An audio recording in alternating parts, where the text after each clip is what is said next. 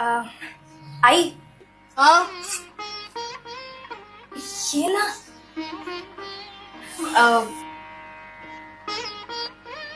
मी तुला सांगितलं होतं की मला एक मुलगा आवडतोय म्हणून, आणि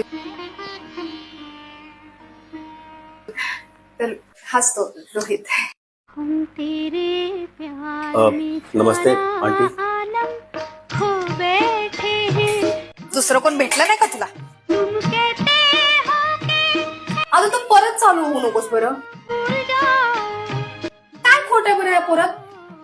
तुला कोण विचारलं? त्याला विचारलं मी. काय रे, दुसरं कोण भेटलं नाही का? बाबा देवासारखा भेटलास. आम्ही झेललं, लई झालं, आता तू झेल.